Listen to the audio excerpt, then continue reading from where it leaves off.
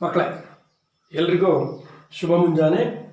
ಈ ದಿನ ನಾನು ನಿಮಗೆ ಬಹಳ ಸುಲಭವಾದ ಅಥವಾ ಈಗಾಗಲೇ ನೀವುಗಳೆಲ್ಲರೂ ಕಲಿತಿರುವ, ಈಗ ನಾನು ಹೇಳಿದ ತಕ್ಷಣ ಇದನ್ನು ನಾವು ಈಗ 8ನೇ ತರಗತಿಯಲ್ಲಿ ಕಲಿಬೇಕಾ, ನಾವು ಮೊದಲೇ ಕಲಿತುಬಿಟ್ಟಿದ್ದೀವಿ ಎಂದುಕೊಳ್ಳುವ, ಆದರೂ ಸಹ ಮತ್ತೊಮ್ಮೆ ನಿಮಗೆ ಪುನರಾವರ್ತನೆಯಲ್ಲಿ ಆಗಲಿ ಎನ್ನುವ ಕಾರಣಕ್ಕಾಗಿ ಕನ್ನಡ ವರ್ಣಮಾಲೆಯನ್ನು ಈ ದಿನ ನಿಮಗೆ ಕಲಿಸ್ತಾ ಇದ್ದೇನೆ.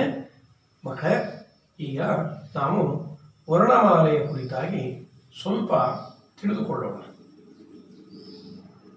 ನಿಮಗೆಲ್ಲರಿಗೂ ಗೊತ್ತಿದೆ, ವರ್ಣಮಾಲೆ ಅಂದ ತಕ್ಷಣ ನೀವೆಲ್ಲರೂ ಏನು ಹೇಳ್ತೀರಿ ಅಂತ ಹೇಳಿದ್ರೆ, ಹೆಚ್ಚು ಮಕ್ಕಳು ಅ ಟು ಳ ಅಂತೀರ. ಏನಂತೀರ? ಅ ಟು ಳ, ಅದಿಂದ ಳದವರಿಗಂತೂ ಹೇಳಲ್ಲ, ಅ ಟು ಳ ಅಂದ್ಬಿಡ್ತೀರಿ. ಅದೇ ವರ್ಣಮಾಲೆ ಅಂತೀನಿ. ಹೌದು, ನಿಜ. ಕನ್ನಡದ ವರ್ಣಮಾಲೆ ನೀವೇನು ಅ ಟು ಳ ಅಂತೀರೋ ಅದೇನೆ. ಅಂದರೆ ಅದಿಂದ ಳ ಅಕ್ಷರದವರೆಗೆ ಏನಿದೆಯೋ ಅಲ್ಲಿಯವರೆಗೆ ಇದೆ. ಅದನ್ನೇ ಮತ್ತೊಮ್ಮೆ ತಿಳ್ಕೊಳ್ಳುವ, ಮತ್ತೊಮ್ಮೆ ಅದನ್ನು ಗಮನಿಸುವ. ಇನ್ನಷ್ಟು ಹೆಚ್ಚು ಏನಾದರೂ ನಿಮಗೆ ಹೊಸತು ಇದು ನಮಗೆ ತಿಳಿದಿರಲಿಲ್ಲ ಅನ್ನೋದಿದ್ದರೆ ಅದನ್ನು ತಿಳ್ಕೊಂಡ್ರಾಯ್ತು ಮಕ್ಕಳೇ. ಈಗ ನೆನ್ಪಿಟ್ಕೊಳ್ಳಿ, ಮನುಷ್ಯ ಅನ್ನೋನಿದ್ದಾನಲ್ಲ, ಇವನಿಗೆ ಭಾವನೆಗಳಿದ್ದಾವೆ. ಆ ಭಾವನೆಗಳನ್ನು ಸದಾ ನಾವು ಏನು ಮಾಡ್ತೀವಿ ಅಂದರೆ ಹೊರ ಹಾಕ್ತೀವಿ. ಹೊರ ಹಾಕೋದು ಹೇಗೆ ಅಂದರೆ ಭಾಷೆಯ ಮೂಲಕ ಮಾತಾಡ್ತೀವಿ, ಮಾತಿನ ಮೂಲಕ ಹೇಳ್ತೀವಿ. ಅದೇ ಭಾವನೆಯನ್ನು ಹಿಡಿದಿಡಬೇಕು ಅಂದರೆ ಆಗ ಅವಶ್ಯಕತೆ ಬರ್ತದೆ ಬರವಣಿಗೆಯದು. ಆ ಬರವಣಿಗೆಯನ್ನು ಮಾಡಲಿಕ್ಕೆ ನಮಗೆ ಬೇಕಾಗಿದ್ದು ಅಕ್ಷರಗಳು. ಹಾಗಾಗಿ ಇಲ್ಲಿ ನೀವು ನೆನ್ಪಿಟ್ಕೋಬೇಕು, ವರ್ಣ ಅಂದರೆ ಅಕ್ಷರ. ವರ್ಣ ಅಂದ್ರೆ ಏನು? ಅಕ್ಷರ. ವರ್ಣ ಅಂದರೆ ಅಕ್ಷರ. ಹಾಗೆ ಅಕ್ಷರ ಅಂದ್ರೆ ಏನು? ನಾಶವಾಗದೇ ಇರುವುದು. ಏನಾಗದೆ? ನಾಶವಾಗದೆ ಇರುವುದು ಅನ್ನುವುದು ಅಕ್ಷರ. ಕ್ಷರ ಅಂದರೆ ನಾಶ ಆಗುವುದು ಅಥವಾ ಅಳಿದು ಹೋಗುವುದು. ಅಕ್ಷರ ಅನ್ನುವಾಗ ಅಳಿಯದೇ ಇರುವುದು, ನಾಶವಾಗದೇ ಇರುವುದು, ಶಾಶ್ವತವಾಗಿ ಇರುವುದು. ಇವತ್ತು ನೋಡಿ, ನಮ್ಮ ಕಣ್ಣು ಮುಂದೆ ಪುರಾತನ ಸಾಹಿತ್ಯ ಕೂಡ ನಮ್ಮ ಕಣ್ಣು ಮುಂದೆ ಉಳ್ಕೊಂಡಿದೆ.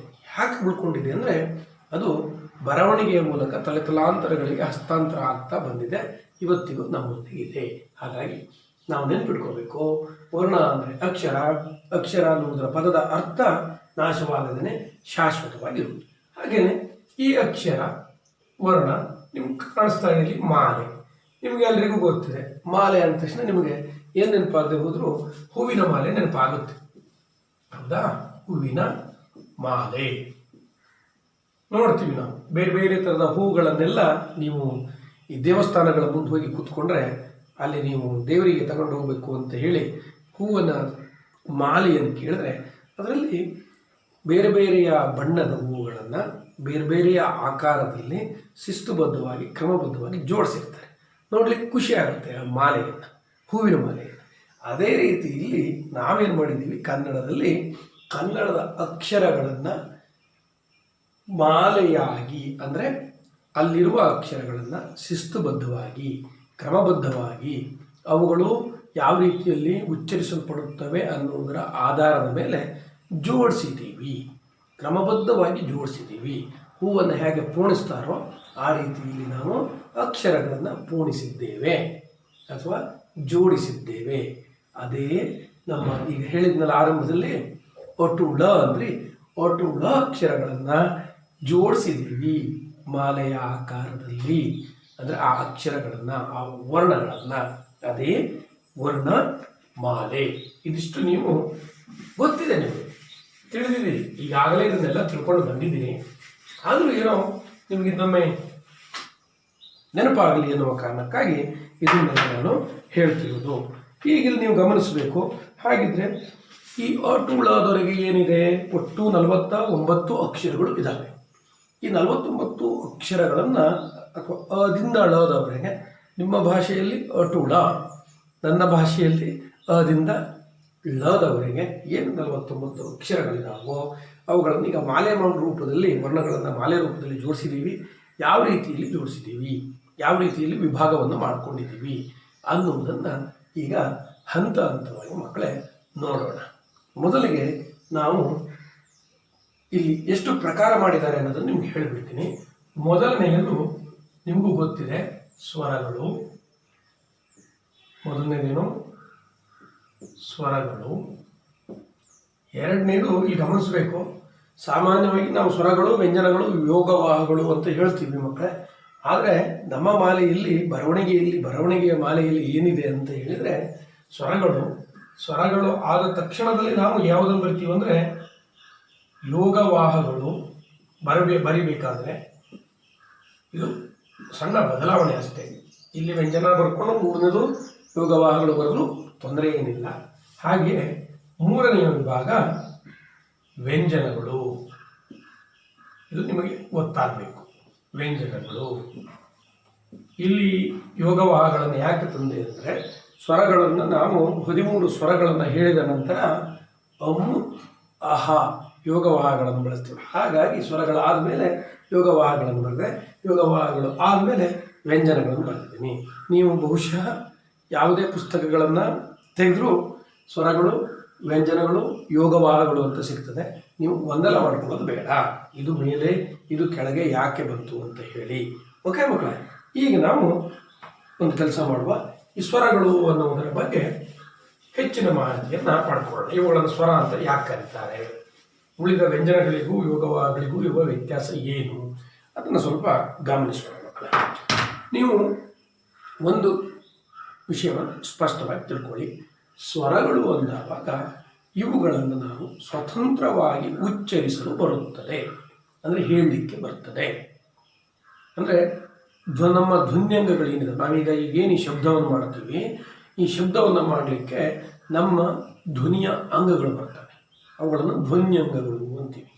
ಈ ಧ್ವನಿಯ ಅಂಗಗಳ ಯಾವುದೇ ಅಡೆತಡೆ ಇಲ್ಲದೆ ಸ್ವತಂತ್ರವಾಗಿ, ನಿರರ್ಗಳವಾಗಿ, ಸರಳವಾಗಿ ನಾವು ಉಚ್ಚರಿಸಲ್ಪಡುವ ಅಕ್ಷರಗಳೇ ಸ್ವರಾಕ್ಷರಗಳು. ಇವುಗಳು ಸ್ವರಗಳು ಅಂತ ಹೇಳುವುದಕ್ಕಿಂತಲೂ ಹೆಚ್ಚಾಗಿ ನಾವು ಸ್ವರಾಕ್ಷರಗಳು ಅಂತ ಹೇಳುವುದು ಹೆಚ್ಚು ಅರ್ಥಪೂರ್ಣ. ಯಾಕೆ ಅಂತ ಹೇಳಿದ್ರೆ, ಸ್ವರಾಕ್ಷರಗಳು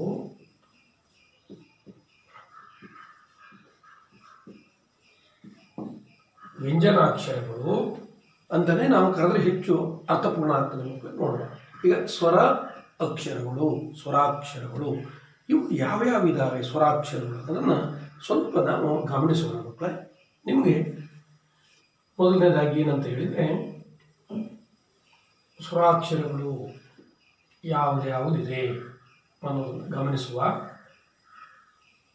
ನಾನೆರಡು ಒಂದು ಪಟ್ಟಿ ಮಾಡಿಬಿಡ್ತೀನಿ ನಿಮಗೆ.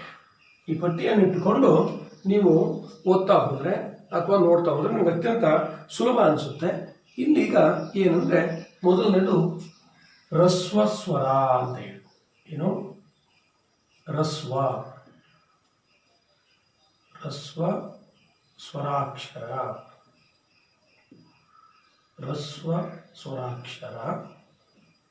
ಇನ್ನೊಂದು ಗೊತ್ತಿರೋದೆ, ನಿಮಗೆಲ್ಲರಿಗೂ ಗೊತ್ತಿದೆ, ದೀರ್ಘ ಸ್ವರಾಕ್ಷರ. ಮತ್ತೊಂದು ಯಾವುದು? ದೀರ್ಘ ಸ್ವರಾಕ್ಷರ. ಆಯ್ತಲ್ವಾ? ಈಗೊಂದು ಸಮಸ್ಯೆ ಬಂತು. ಈ ಹ್ರಸ್ವ ಸ್ವರಾಕ್ಷರ ಅಂದರೆ ಏನು ಮತ್ತು ದೀರ್ಘ ಸ್ವರಾಕ್ಷರ ಅಂದರೆ ಏನು ಅಂತ ನೋಡಿ. ಹ್ರಸ್ವ ಸ್ವರಾಕ್ಷರ ಅಂದರೆ ಮಕ್ಕಳೇ ಒಂದು ಮಾತ್ರ ಕಾಲ. ಇಷ್ಟನ್ನೀಗ ನೆನ್ಪಿಟ್ಕೊಂಡಿರಿ. ಏನಿದು? ಒಂದು ಮಾತ್ರ ಕಾಲ. ಇಷ್ಟು ನಿಮ್ಮ ಗಮನದಲ್ಲಿರಲಿ. ದೀರ್ಘ ಸ್ವರಾಕ್ಷರ ಅಂದರೆ ಎರಡು ಮಾತ್ರ ಕಾಲ. ನಿಮ್ಮ ಗಮನದಲ್ಲಿ ಇರಬೇಕಷ್ಟೆ. ಅಂದರೆ ಹ್ರಸ್ವ ಸ್ವರ ಅಂತ ಹೇಳಿದವಾಗ ಒಂದು ಮಾತ್ರ ಕಾಲದಲ್ಲಿ ಉಚ್ಚರಿಸಲ್ಪಡುವ ಸ್ವರಗಳು. ದೀರ್ಘ ಸ್ವರಾಕ್ಷರ ಅನ್ನೋದು ಎರಡು ಮಾತ್ರ ಕಾಲ, ಅಂದರೆ 1+1 ಎರಡು ಮಾತ್ರ ಕಾಲ. ಅಂದರೆ ಹೆಚ್ಚಿನ ಅವಧಿಯಲ್ಲಿ ಏನು ಮಾಡ್ತೀವಿ, ನಾವು ಉಚ್ಚರಿಸ್ತೀವಿ. ಅದನ್ನು ಮುಂದಿನ ತರಗತಿಗಳಲ್ಲಿ ನಾವು ಇನ್ನೂ ಗಹನವಾಗಿ ಅಥವಾ ಆಳವಾಗಿ ನೋಡೋಣ. ಇಲ್ಲಿ ನಿಮ್ಗೆ ಇಷ್ಟು ಸಾಕು. ಹ್ರಸ್ವ ಸ್ವರಾಕ್ಷರ ಅಂದರೆ ಒಂದು ಮಾತ್ರ ಕಾಲದಲ್ಲಿ ಉಚ್ಚರಿಸ್ತೀವಿ. ದೀರ್ಘ ಸ್ವರಾಕ್ಷರ ಅಂತ ಹೇಳಿದ್ರೆ ಎರಡು ಮಾತ್ರ ಕಾಲದಲ್ಲಿ ಉಚ್ಚರಿಸ್ತೀವಿ. Okay, S. ಈಗ ಹಾಗಿದ್ರೆ ಹ್ರಸ್ವ ಸ್ವರಾಕ್ಷರಗಳು ಯಾವುವು ನೋಡಿ. ಹ್ರಸ್ವ ಸ್ವರಾಕ್ಷರಗಳು ದೀರ್ಘ ಸ್ವರಾಕ್ಷರಗಳು ಯಾವುದಪ್ಪ ಅಂದರೆ ಒಂದು ಬರೀತೀನಿ ನೋಡ್ಕೊಳ್ಳಿ. ಅ ದೀರ್ಘ ಸ್ವರಾಕ್ಷರ ನಿಮ್ಗೆ ಗೊತ್ತಿದೆ. ಆ ಆಯಿತು, ಆ ಆಯಿತು. ನಂತರದಲ್ಲಿ ಈ ಆದಮೇಲೆ ನಿಮ್ಗೆಲ್ಲರಿಗೂ ಗೊತ್ತಿದೆ ಮುಂದಿನ ಅಕ್ಷರ ಈ. ನಂತರ ಉ ಆದಮೇಲೆ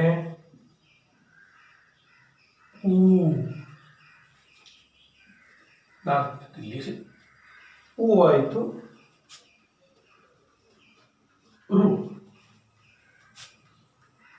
ರು ಆದಮೇಲೆ ನೋಡಿ ಗಮನಿಸಿ, ಆ ಈ ಉ ರು ಆದಮೇಲೆ ಎ. ಇಲ್ಲಿ ಎ ಸರಿನಾ. ಐದನೇದು ಎ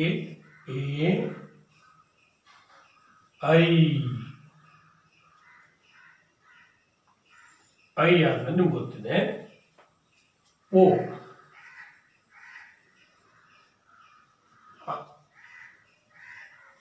ಆದ್ಮೇಲೆ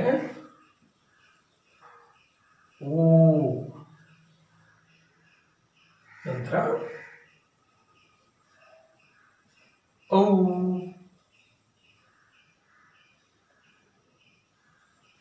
ಸರಿ ತಾನೆ.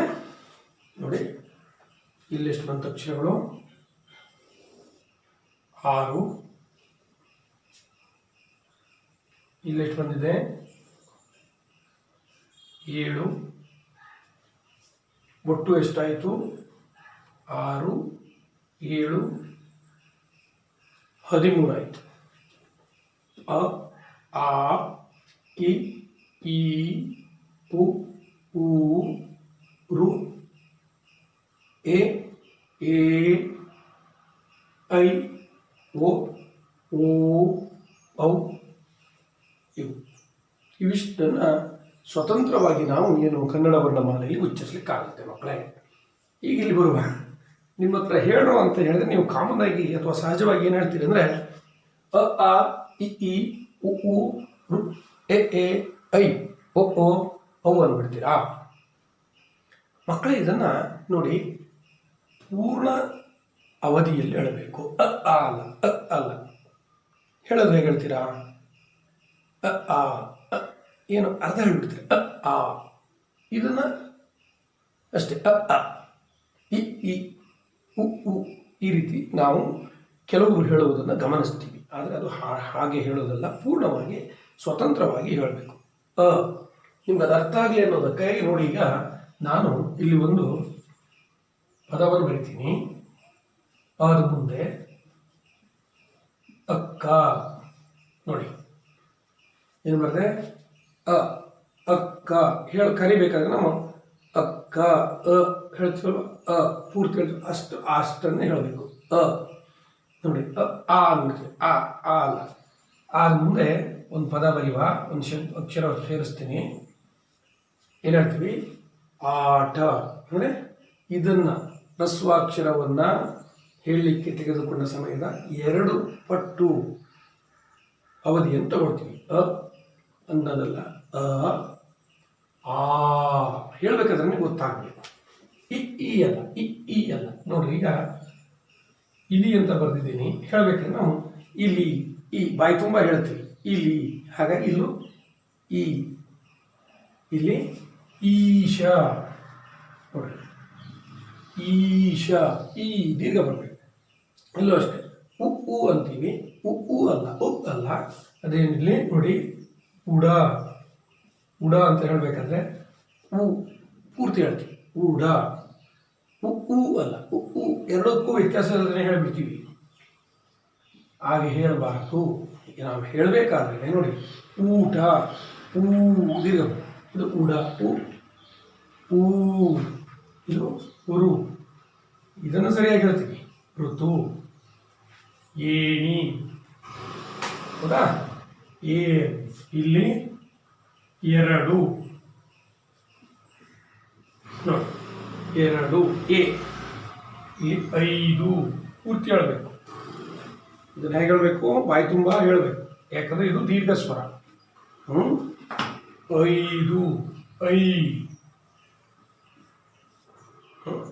ಹಾಗೇನೆ ಓ ಅಲ್ಲ, ಒಂದು ನೋಡಿ, ಪೂರ್ಣವಾಗಿ ನಾವು ಹೇಳ್ತೀವಿ. ಒಂದು, ಇಲ್ಲಿ ಓಟ, ಔಷಧ, ಸರಿನಾ? ಔಷಧ. ಈ ರೀತಿ ಪೂರ್ಣ ಪ್ರಮಾಣದಲ್ಲಿ ನಾವು ಮಕ್ಕಳೇ ಇವುಗಳನ್ನು ಸ್ವರಗಳನ್ನು ಹೇಳಬೇಕು.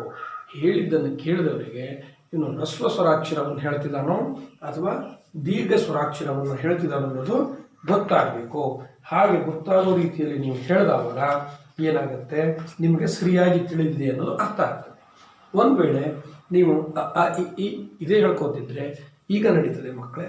ಮುಂದಿನ ಹಂತದಲ್ಲಿ ನೀವ್ಯಾರಿಗೂ ಹೇಳ್ಕೊಡ್ಬೇಕು. ಸ್ವರ ಅಂದರೆ ಏನು, ಹ್ರಸ್ವ ಸ್ವರಾಕ್ಷರ ಅಂದರೆ ಏನು, ದೀರ್ಘ ಸ್ವರಾಕ್ಷರ ಅಂದರೆ ಏನು, ಅದನ್ನು ಹೇಳುವ ಕ್ರಮ ಏನು, ಯಾವ ರೀತಿಯಲ್ಲಿ ಅದನ್ನು ಉಚ್ಚರಿಸಬೇಕು, ಇದು ಸ್ಪಷ್ಟತೆ ಇರಬೇಕು. ನಾನು ಅದಕ್ಕೆ ಆರಂಭದಲ್ಲಿ ಹೇಳಿದ್ದು. ನಿಮಗೇನನ್ಸುತ್ತೆ, ನಾವು 8ನೇ ಕ್ಲಾಸಲ್ಲಿದ್ದೀವಿ, ನಾವು ಇದನ್ನೆಲ್ಲ ಯಾವಾಗಲೂ ಕಲ್ತಿದ್ದೀವಿ, ನಮಗೆಲ್ಲ ಬರ್ತದೆ ಅಂದ್ಕೊಳ್ತೀವಿ. ಆದರೆ ಹಾಗೆ ಅಲ್ಲ, ಬರ್ತದೆ, ಬರುವವರು ಇದ್ದೀರಿ. ಆದರೆ ಕೆಲವರು ಅ ಇ ಉ ಎ ಇದನ್ನೇ ಹೇಳ್ಕೊಂಡು ಬರೋರು ಇದ್ದೀರಿ. ಅಂಥವರೆಲ್ಲ ಗಮನಿಸಬೇಕು. ನಾನು ಸ್ಪಷ್ಟವಾಗಿ ಮತ್ತು ನಿಖರವಾಗಿ ಅಕ್ಷರಗಳನ್ನು ಉಚ್ಚರಿಸಬೇಕು ಅಂತ ಹೇಳಿ, ಆಯ್ತಲ್ಲ? ಓಕೆ ಮಕ್ಕಳೇ. ಹಾಗಾಗಿ ಸ್ವರಾಕ್ಷರಗಳು ನೋಡಿ, ನೆನ್ಪಿಟ್ಕೊಂಡಿರಿ. ಹ್ರಸ್ವ ಸ್ವರಾಕ್ಷರಗಳು 6. ಯಾವುದು? ಅ, ಇ, ಉ, ರು, ಎ, ಓ. ದೀರ್ಘ ಸ್ವರಾಕ್ಷರಗಳು ಆ, ಈ, ಉ, ಎ, ಐ, ಓ, ಔ. 7, ಒಟ್ಟು 13. ಹಾಗಾಗಿ ಕನ್ನಡ ವರ್ಣಮಾಲೆಯಲ್ಲಿರುವ ಒಟ್ಟು ಸ್ವರಾಕ್ಷರಗಳು ಎಷ್ಟು ಅಂದಾಗ 13 ಅನ್ನುವುದನ್ನು ನಾವೇನು ಮಾಡಬೇಕು, ಸ್ಪಷ್ಟವಾಗಿ ನಮ್ಮ ತಲೆಯಲ್ಲಿ ಇಟ್ಕೊಂಡಿರ್ಬೇಕು ಮಕ್ಕಳೇ. ಓಕೆ, ಈಗ ಹಾಗಿದ್ರೆ ಸ್ವರಾಕ್ಷರಗಳು ಯಾವುದು ಅನ್ನೋದು ಗೊತ್ತಾಯಿತು. ಈಗ ಯೋಗವಾಹ ಅಕ್ಷರಗಳು ಅಂದರೆ ಯಾವುದು ಮತ್ತು ಯಾಕೆ ಅನ್ನೋದನ್ನು ಸ್ವಲ್ಪ ಗಮನಿಸೋಣ. ಯಾವುದು? ಯೋಗವಾಹ. ನೋಡಿ ಮಕ್ಕಳೇ, ಯೋಗ ಅಂದರೆ ಕೂಡಿಕೊಂಡು ಅಥವಾ ಜೊತೆಯಾಗಿ, ಸೇರಿಕೊಂಡು ಅನ್ನೋ ಅರ್ಥ ಇದೆ. ವಾಹ ಅಂದರೆ ಚಲಿಸುವುದು ಅಥವಾ ಬರುವುದು ಅಂತ. ಚಲಿಸುವುದು ಅಥವಾ ಬರುವುದು ಅಂತ ಹೇಳಿ ಯಾವುದು ಅದು? ಅದನ್ನು ಸ್ವಲ್ಪ ಗಮನಿಸೋಣ. ಏನು ಅಂತ ಹೇಳಿದ್ರೆ,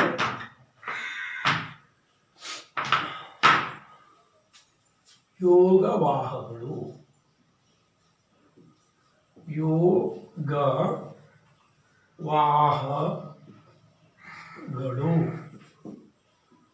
ನೋಡಿ.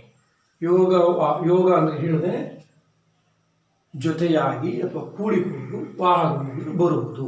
ಅಂದರೆ ಈ ಅಕ್ಷರಗಳು, ಈ ಯೋಗವಾಹ ಅಕ್ಷರಗಳು ಸ್ವರದೊಂದಿಗೆ ಕೂಡಿಕೊಂಡು ಬರ್ತವೆ. ಸ್ವರಗಳು ಇಲ್ಲ ಅಂದರೆ ಈ ಯೋಗವಾಹ ಅಕ್ಷರಗಳನ್ನು ನಾವು ಉಚ್ಚರಿಸುವುದಕ್ಕೆ ಆಗುವುದಿಲ್ಲ. ಈ ಸ್ಪಷ್ಟತೆ ನಿಮಗಿದ್ದರೆ ಸಾಕು. ಯೋಗವಾಹಗಳಲ್ಲಿ 2 ವಿಧಗಳಿದ್ದಾವೆ. ಹೇಗೆ ನಾವು ಈಗ ಹ್ರಸ್ವ ಸ್ವರ ಮತ್ತು ದೀರ್ಘ ಸ್ವರ ಅಂತ ಸ್ವರಗಳಲ್ಲಿ ನೋಡುವ, ಅದೇ ರೀತಿ 2 ವಿಧಗಳು. ಒಂದನೇದು ನಿಮಗೆಲ್ಲ ಗೊತ್ತಿದೆ. ಯಾವುದು ಹೇಳ್ತೀರಾ? ಗೊತ್ತಿದೆ. ನೀವು ಸಾಮಾನ್ಯವಾಗಿ ಏನಾದ್ರು ಬಿಡ್ತೀರಿ, 0 ಅಂತೀರಲ್ವ? ಅದೇ ನೋಡಿ. ಅಂದರೆ ಅದ್ಯಾವುದದು? ಯೋಗವಾದದಲ್ಲಿ ನೀವು ಬರೀರುವಂತ 0 ಹಾಕ್ಬೇಕಾ ಸಾರ್ ಅಂತೀರ. ಅದಕ್ಕೇನು ಹೇಳ್ತೀವಿ? 0ಗೆ ಅನುಸ್ವರ ಅಂತೀವೋ ಅಥವಾ ವಿಸರ್ಗ ಅಂತೀವೋ ಗೊತ್ತಿಲ್ಲ. ಓಕೆ, ಅನುಸ್ವರ.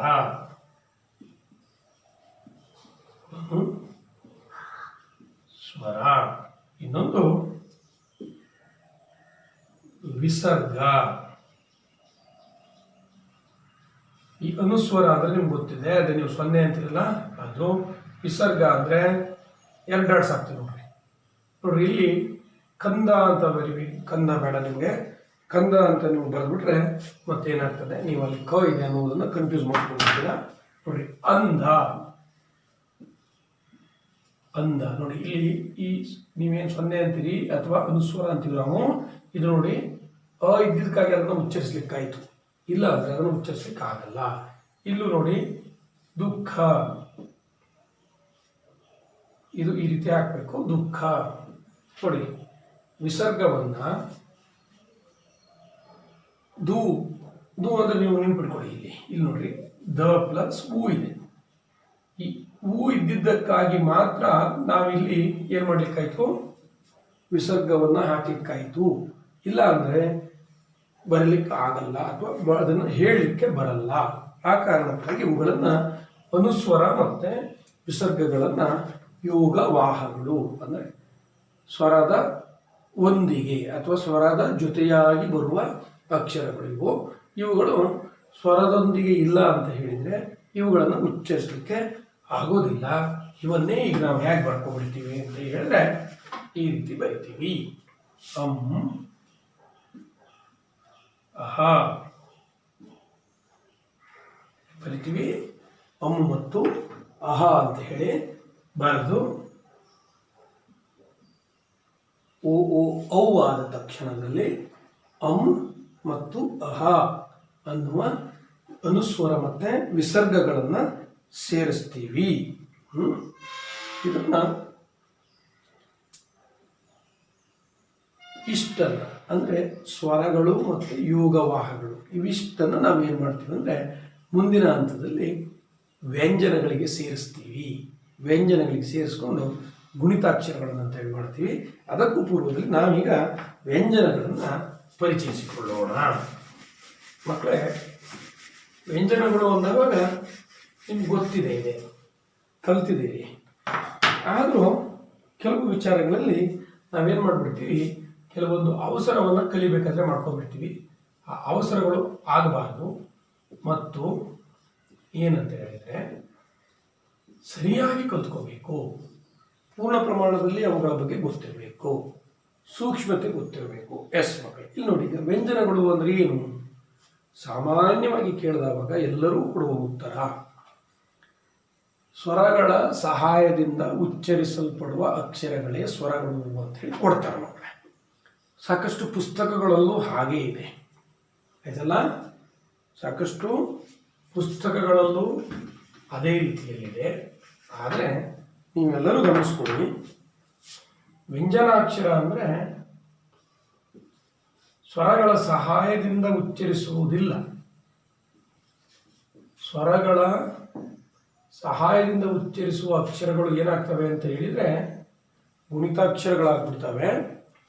ವ್ಯಂಜನಾಕ್ಷರ ಅಂದರೆ ಮಕ್ಕಳೇ ಇವು ಸ್ವರಗಳ ಸಹಾಯವಿಲ್ಲದೆ, ಸಹಾಯ ಇರಲ್ಲ, ಇದು ಉಚ್ಚರಿಸಲ್ಪಡುವ ಅಕ್ಷರಗಳು.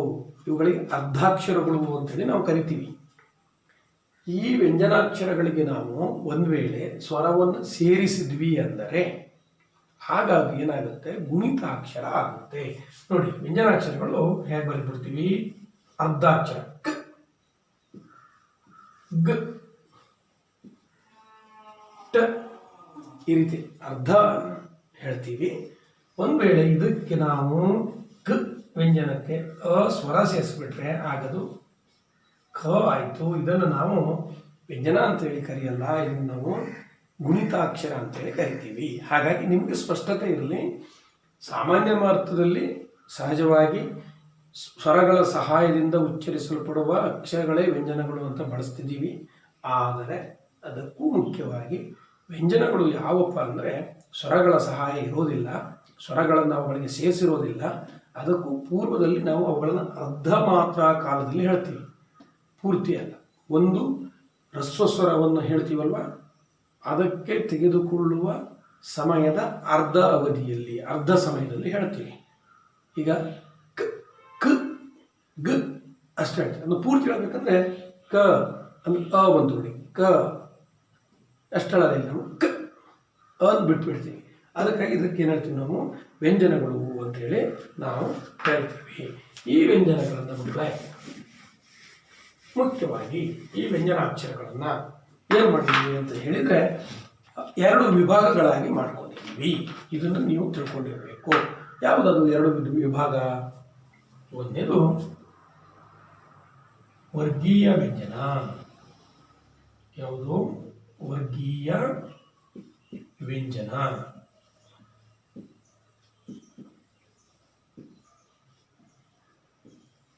ಮತ್ತೊಂದು ಅವರ್ಗೀಯ. ಯಾವುದು? ಮತ್ತೊಂದು ಅವರ್ಗೀಯ ವ್ಯಂಜನಾಕ್ಷರ. ಇಲ್ಲಿ ನೀವು ಗಮನಿಸಬೇಕು, ವರ್ಗ ಅಂದ್ರೆ ಗೊತ್ತಿದೆ. ನೀವೆಲ್ಲ 8ನೇ ವರ್ಗ. ನಿಮ್ಗೆ ಎಷ್ಟೋ ವಯಸ್ಸಾಗಿದೆ, ಎಷ್ಟೋ ತರಗತಿಗಳನ್ನು ಓದಿದ್ದೀರಿ, ಹಾಗೆ ನಿಮ್ಮೆಲ್ಲರನ್ನು ಕರ್ಕೊಂಡು ಬಂದು ಈ ವರ್ಗಕ್ಕೆ ಹಾಕಿದ್ದೀವಿ. ಇನ್ನು ಕೆಲವರನ್ನು 9ನೇ ವರ್ಗದಲ್ಲಿ ಇಟ್ಟಿದ್ದೀವಿ. ಯಾಕಂದ್ರೆ ಅವರಿಗೆ ಒಂದಷ್ಟು ವಯಸ್ಸಾಗಿದೆ, ಎಷ್ಟೋ ತರಗತಿಗಳನ್ನು ಓದಿದ್ದಾರೆ, ಅವರು ಆ ವರ್ಗದಲ್ಲಿದ್ದಾರೆ, ಅಂದರೆ ವಿಭಾಗ ಮಾಡಿದ್ದೀವಿ. ಆಯ್ತಲ್ವಾ? ಇನ್ನು ಕೆಲವರನ್ನು ಶಾಲೆಗೆ ಬರದೆ ಹೋದ ಮಕ್ಕಳಿದ್ದಾವೆ ಅಂದ್ಕೊಳ್ಳಿ, ಅಥವಾ ಶಾಲೆಗೆ ಬರೆದು ಓದಿ ಎಲ್ಲ ಮುಗಿಸ್ಬಿಟ್ಟಿದ್ದಾರೆ, ಹೊರಗಡೆ ಹೋಗಿದ್ದಾರೆ ಅಂದ್ಕೊಳ್ಳಿ. ಅವರಿಗೆ ಯಾವುದಾದ್ರು ವರ್ಗ ಕೊಟ್ಟಿದ್ದೀವ? ವರ್ಗ ಕೊಟ್ಟಿಲ್ಲ. ಯಾಕಂದ್ರೆ ಅವರು ಎಲ್ಲೆಲ್ಲೋ ಇರ್ತಾರೆ, ಎಲ್ಲೆಲ್ಲೋ ಹೋಗ್ತಾರೆ, ಏನೇನೋ ಮಾಡ್ತಾರೆ. ಅದೇ ರೀತಿ ಮಕ್ಕಳು ಇಲ್ಲಿ ಕನ್ನಡ ವರ್ಣಮಾಲೆಯಲ್ಲಿ ವರ್ಗೀಯ ಮತ್ತು ಅವರ್ಗೀಯ ವ್ಯಂಜನಗಳನ್ನು ಹೇಗೆ ವಿಭಾಗ ಮಾಡಿದ್ದೀವಿ ಅಂದರೆ, ವರ್ಗೀಯ ವ್ಯಂಜನಗಳನ್ನುವುದನ್ನು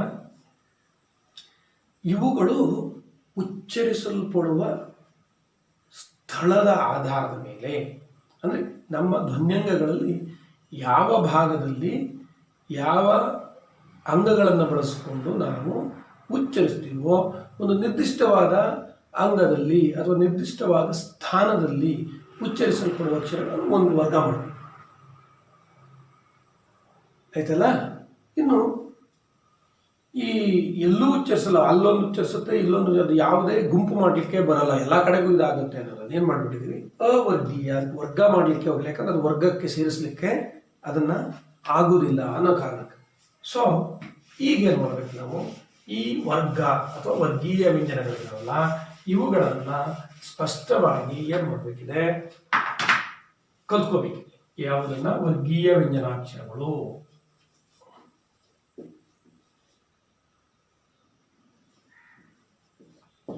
ನೋಡುವ, ಈ ವರ್ಗೀಯ ವ್ಯಂಜನಾಕ್ಷರಗಳು ಯಾವುವು ಮತ್ತೆ ಅವುಗಳನ್ನು ಹೇಗೆ ನಾವು ವಿಭಾಗಿಸಿದ್ದೀವಿ ಅನ್ನೋದು ನಿಮಗೆ ಈಗ ಇಲ್ಲಿ ಒಂದು ಪಟ್ಟಿಯ ಮುಖಾಂತರ ನಾನು ತೋರಿಸ್ತೀನಿ. ಇದನ್ನು ಗಮನಿಸಿ ನೋಡಿ.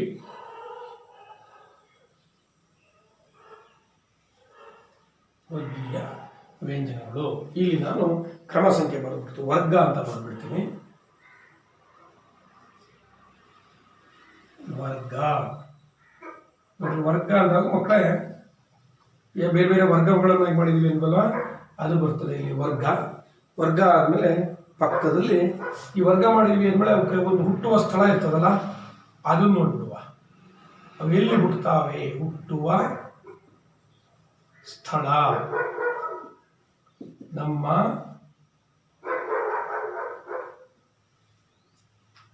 ಧ್ವನ್ಯಂಗದಲ್ಲಿ ಯಾವ ಸ್ಥಳದಲ್ಲಿ ಹುಟ್ಟುತ್ತದೆ ಅನ್ನೋದನ್ನು ಸ್ವಲ್ಪ ನೋಡುವ. ಆವಾಗ ನಿಮಗೆ ಹೆಚ್ಚು ಸರಳವಾಗಿ ಅರ್ಥ ಆಗ್ತದೆ. ಓಕೆ, ಹುಟ್ಟುವ ಸ್ಥಳ.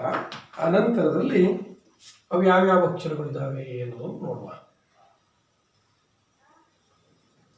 ನೋಡಿ, ಇಲ್ಲಿ ನಾನು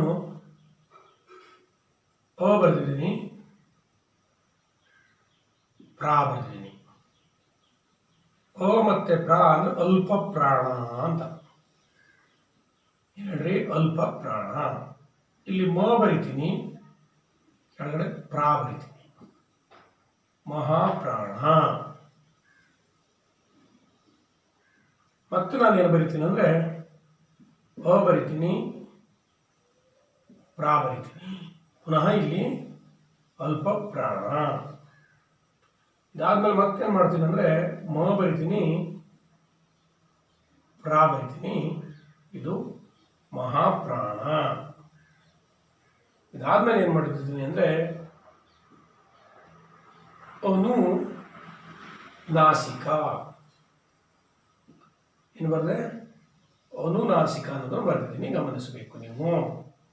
ಆಯ್ತಲ್ಲ. ನೋಡಿ, ವರ್ಗ ಇಲ್ಲಿ ಇನ್ನೊಂದು ಹಾಕ್ಬಿಡ್ತೀನಿ, ಲೈನನ್ನು ನೋಡ್ಕೊಳ್ಳಿ. 1 2 3 4 5 ಗಮನ ಇಟ್ಕೊಳ್ಳಿ. ಈಗ ವರ್ಗ ಅಂದವಾಗ ಕವರ್ಗ, ಕ ವರ್ಗ. ಸರಿ, ಕ ವರ್ಗ. ಇದನ್ನ ಕ ಅನ್ನುವ ವರ್ಗದಲ್ಲಿ ಸೇರಿಸಿದ್ದೀವಿ. ಯಾಕೆ ಸೇರಿಸಿದ್ದೀವಿ? ಯಾಕೆ ಅಂದರೆ ಈ ಅಕ್ಷರಗಳು ಕ ವರ್ಗ ಇದಾವಲ್ವಾ, ಈ ವರ್ಗದಲ್ಲಿ ಬರುವ ಅಕ್ಷರಗಳು ಯಾವುದೋ ಒಂದು ಸ್ಥಳದಲ್ಲಿ ನಿರ್ದಿಷ್ಟವಾಗಿ ಉಚ್ಚರಿಸಲ್ಪಡ್ತವೆ ಅಥವಾ ಹುಟ್ಟಲ್ಪಡುತ್ತವೆ. ಅದಕ್ಕಾಗಿ ನಾವು ಇವನ್ನ ಕವರ್ಗ ಅಂತ ಬರ್ತೀವಿ. ಕವರ್ಗ ಅನ್ನೋದು ಕಂಠ, ಹುಟ್ಟುವ ಸ್ಥಳ ಕಂಠ. ಕವರ್ಗದ ಅಕ್ಷರಗಳು ಎಲ್ಲಿ ಹುಟ್ಟುತ್ತವೆ? ಕಂಠದಲ್ಲಿ. ಖ ಖ ನೋಡ್ರಿ, ಕಂಠ, ಗಂಟಲ್ಲಿ. ಹಾಗಾಗಿ ಅದರಲ್ಲಿ ಮೊದಲನೇ ಅಕ್ಷರ ಅಲ್ಪ ಪ್ರಾಣ ಖ, ಖ ಘ ಘ ನ. ನೋಡಿ, ಖ ಅರ್ಧಾಕ್ಷರ ಆಗಬೇಕು, ಖ ಅನ್ಬಾರ್ದು. ಖ. ಎರಡನೇದು ಮಹಾಪ್ರಾಣ ಖ. ಮೂರನೇದು ಮತ್ತೆ ವರ್ಗದ ಮೂರನೇ ಅಕ್ಷರ ಗ, ಗ ಅಲ್ಪ ಪ್ರಾಣ. ನಾಲ್ಕನೇದು ಮತ್ತೆ ಮಹಾಪ್ರಾಣ ಘ, ಘ ಘ ಅರ್ಧಾಕ್ಷರ. ಮತ್ತೆ ಅನುನಾಸಿಕ ಅಂತ ಹೇಳಿದವಾಗ ಈಗ ಇಲ್ಲಿ ಕವರ್ಗ ಆಯಿತು.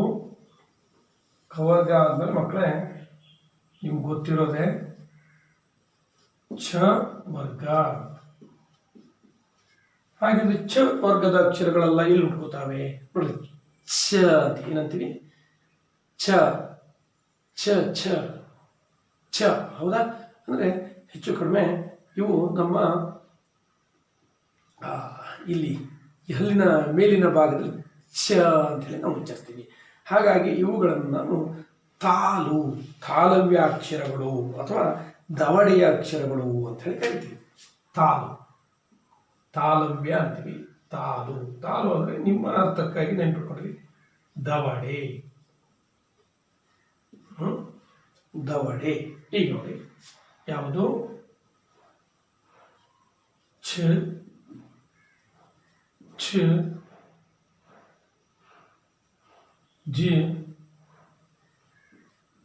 ಝ ಞ. ಗೊತ್ತಾಯ್ತಲ್ಲ? ನಂತರ ಠ ವರ್ಗ, ಠ ವರ್ಗ, ಠ ಠ ವರ್ಗ. ಇವುಗಳನ್ನು ಮಕ್ಕಳೇ ನಾವು ಹೇಳಬೇಕಾದ್ರೆ ಠ ಠ ಢ ಢ ನಮ್ಮ ಸ್ಥಳ ನೋಡಿ, ಇವುಗಳಿಗೆ ನಾವು ಮೂರ್ಧನ್ಯಾಕ್ಷರಗಳು ಅಂತ ಹೇಳಿ ಕರಿತೀವಿ. ಏನಂತ ಕರಿತೀವಿ? ಮೂರ್ಧನ್ಯ ಭಾಗ ಅಂತೀವಿ. ಅಂದರೆ ಮೂರ್ಧನ್ಯ ಅಂತ ಹೇಳಿದ್ರೆ ಅಥವಾ ಮೂರ್ಧ ಭಾಗ ಅಂತೀವಿ. ಇಲ್ಲಿ ಮೂರ್ಧ ಭಾಗ. ಮೂರ್ಧ ಭಾಗ ಅಂದ್ರೆ ಮಕ್ಕಳೇ ಬಾಯಿಯ ಮೇಲ್ಭಾಗ. ಯಾವುದು? ಬಾಯಿಯ ಮೇಲ್ಭಾಗ. ಹಾಗಾಗಿ ಠ ನೋಡಿ, ಠ ಠ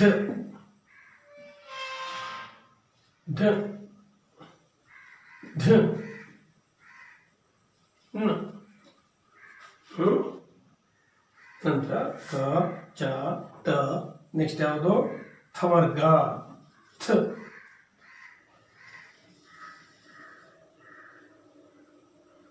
ಥ ವರ್ಗ. ನೋಡಿ, ಇದು ಹೇಳ್ಬೇಕಾದ್ರೆ ನಿಮ್ಮ ಥ ಥ ಥ ಥ ನಿಮ್ಮ ಹಲ್ಲು ತಾಗ್ತದೆ. ಹಾಗಾಗಿ ಇವುಗಳಿಗೆ ದಂತ್ಯ ಅಕ್ಷರಗಳು ಅಂತ ಹೇಳಿ ಕರಿತೀವಿ. ದಂತ ಅಥವಾ ದಂತ್ಯ ಅಂದರೆ ಹಲ್ಲಿನ ಭಾಗ. ಯಾವುದು? ಹಲ್ಲಿನ ಭಾಗ. ಈ ಅಕ್ಷರಗಳು ಹುಟ್ಟುವುದು ಹಲ್ಲಿನ ಭಾಗ.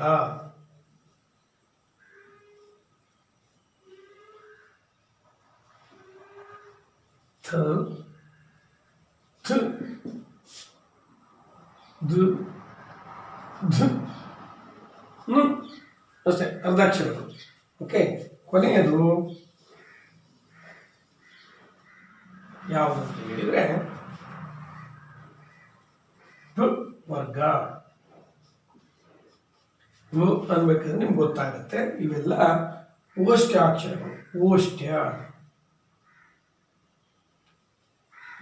ಅಂದ್ರೆ ಮಕ್ಕಳು ತುಟಿ ಅಂತ. ಸಾರಿ, ಓಷ್ಟ್ಯ ಅಂದರೆ ತುಟಿ. ನೋಡಿ, ನಾವು ಮಾತಾಡಬೇಕಾದ್ರೆ ತುಟಿ ತಾಗುತ್ತೆ. ಫ ಫ ಭ ಭ ಮ. ಆಯ್ತಾ? ಪ ಫ ಬ ಭ ಮ. ಹೀಗೆ ನಾವೇನು ಮಾಡಿದ್ದೀವಿ ಅಂದರೆ 5 ವರ್ಗಗಳು. ವರ್ಗೀಯ ವ್ಯಂಜನಗಳೆಷ್ಟು? 5 ವರ್ಗಗಳು. ಪ್ರತಿ ವರ್ಗದಲ್ಲಿ 5 ಅಕ್ಷರ.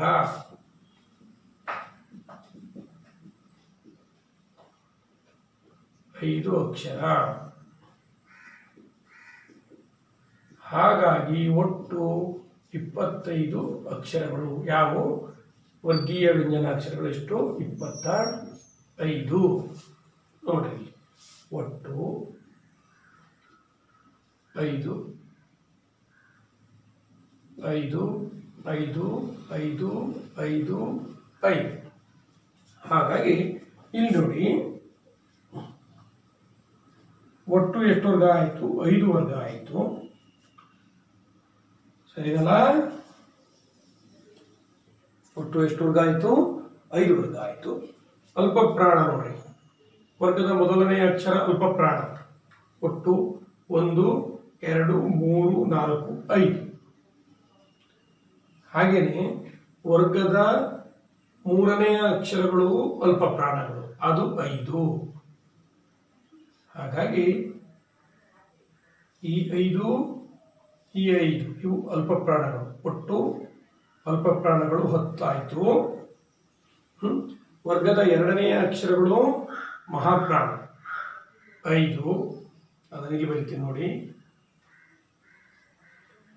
ವರ್ಗದ 4ನೆಯ ಅಕ್ಷರ ಏನಿದೆ ಇದು ಕೂಡ ಮಹಾಪ್ರಾಣ, ಇದು 5.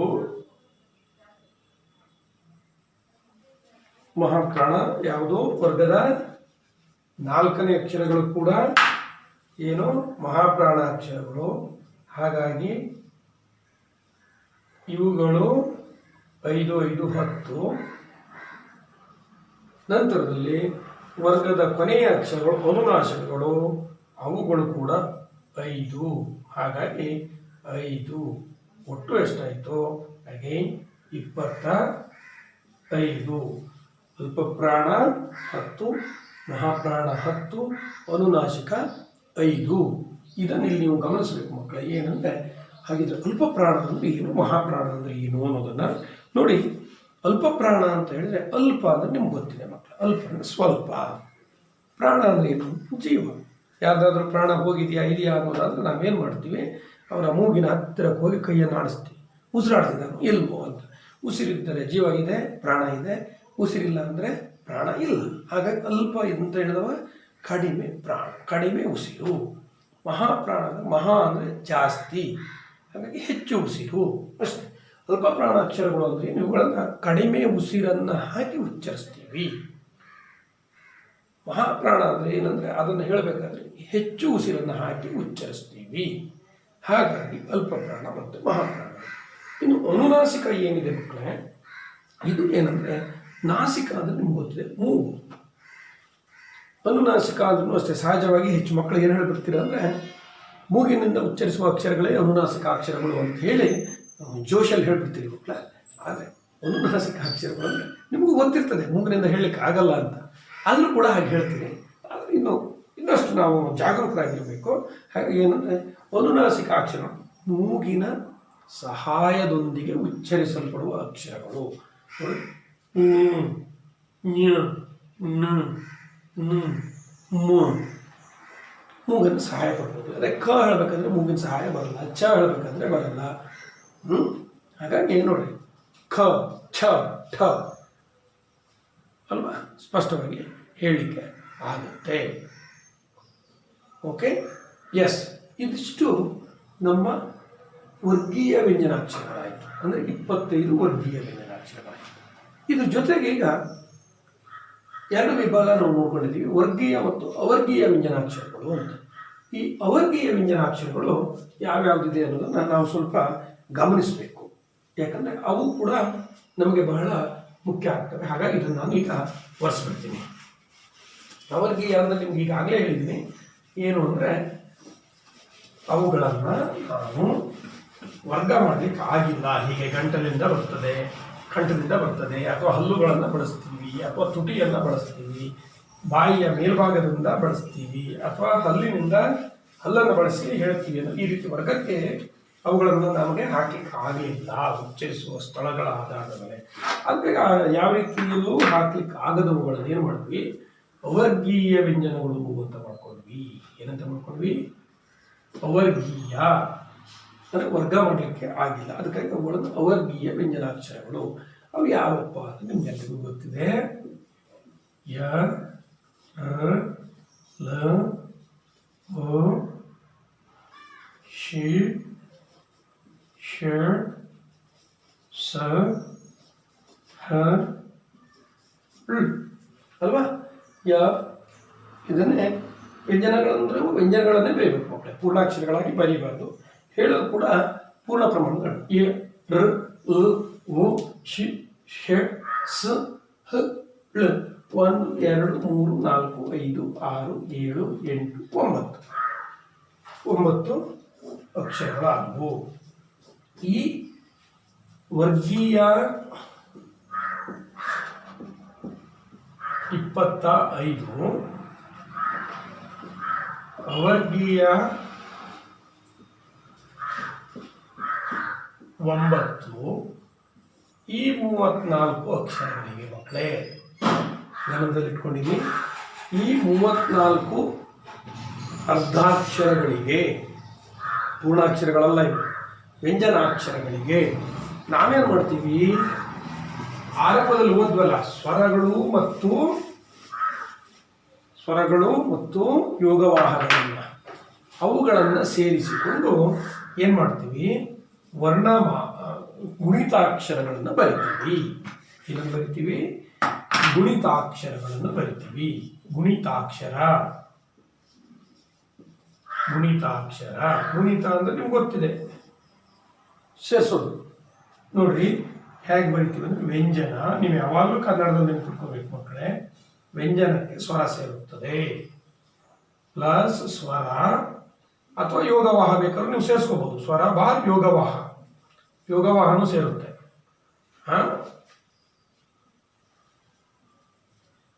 Is equal to ಗುಣಿತಾಕ್ಷರ.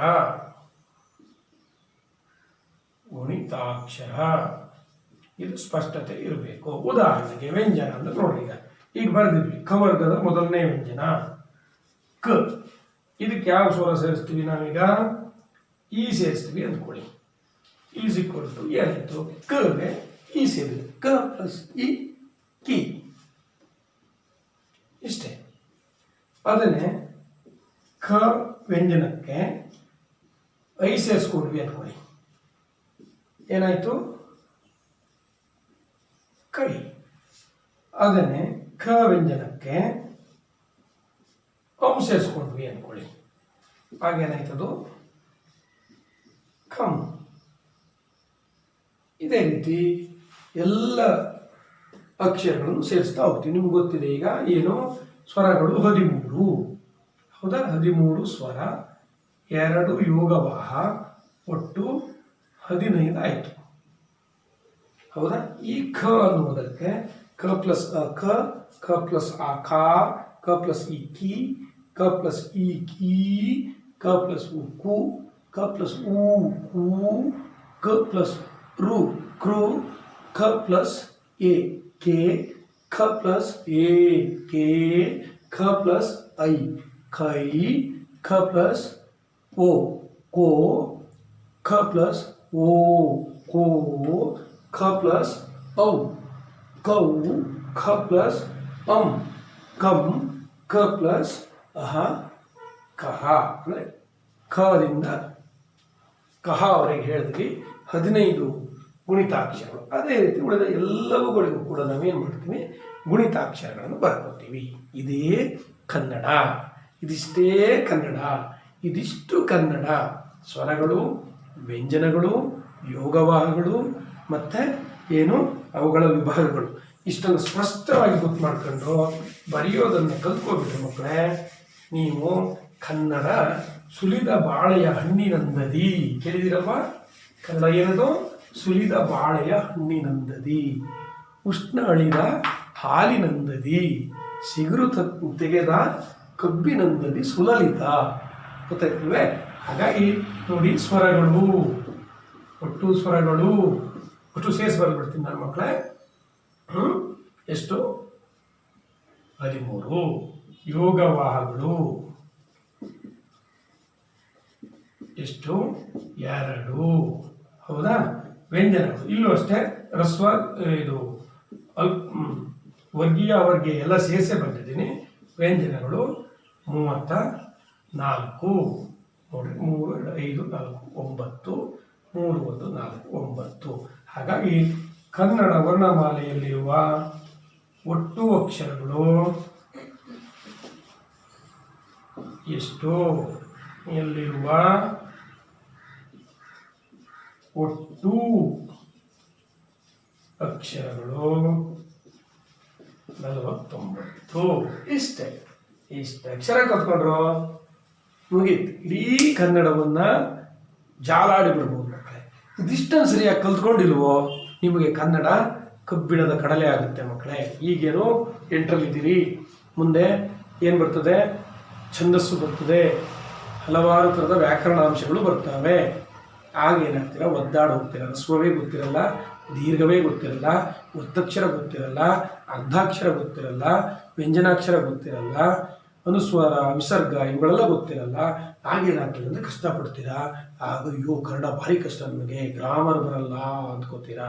ಮುಂದೆ ಕಾಲೇಜ್ಗಳಿಗೆ ಹೋದರೆ ಅಲ್ಲಿ ಶಬ್ದಮಣಿ ದರ್ಪಣ ಕೇಶಿರಾಜನದ್ದನ್ನು ಓದಬೇಕಾಗುತ್ತೆ.